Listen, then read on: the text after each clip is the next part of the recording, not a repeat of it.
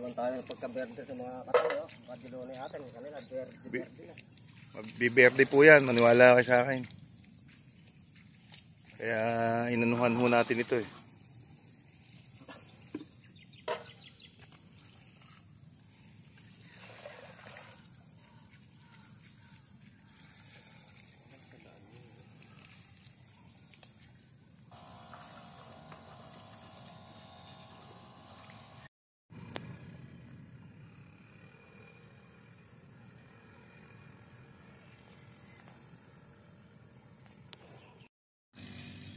Magandang araw mga kabukid.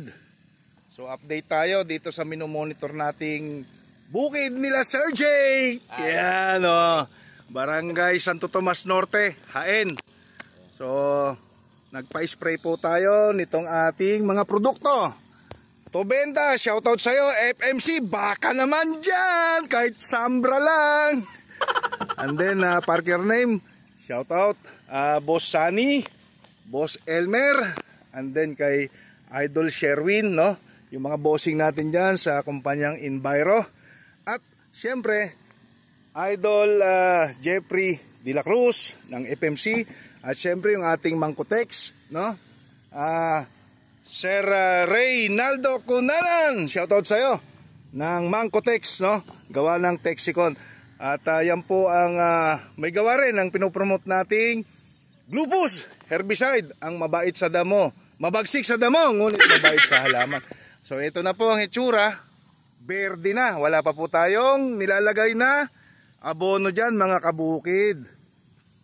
So ito pong pinai-spray natin ay pang stem borer, left folder, at syempre hinaluan na po natin ng Mangkotex, yung atin pong fungicide, para maiwasan po natin yung leaf blast, no, or shelf blast sa ating mga palay. Ayan, maganda na.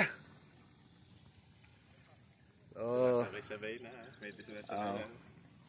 Kaya ang nailalagay pa lang po natin nung nakaraan, kung nakapanood po kayo ng previous videos ko dito, I'm sorry, video, ay Miracles Foliar. Ayan, may date po yan, January 2. Ngayon sir ay ano? 5. January 5, o after 3 days.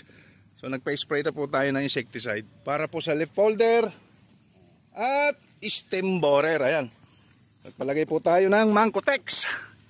Again, Sir Ray Cunanan, shoutout po sa inyo. Salamat sa Diyos. Maganda na.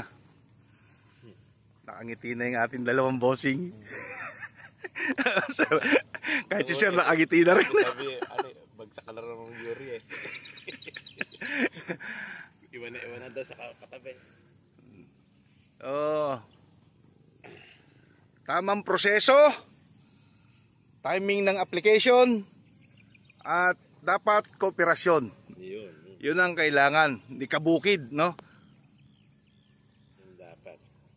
Maganda na mga kabukid.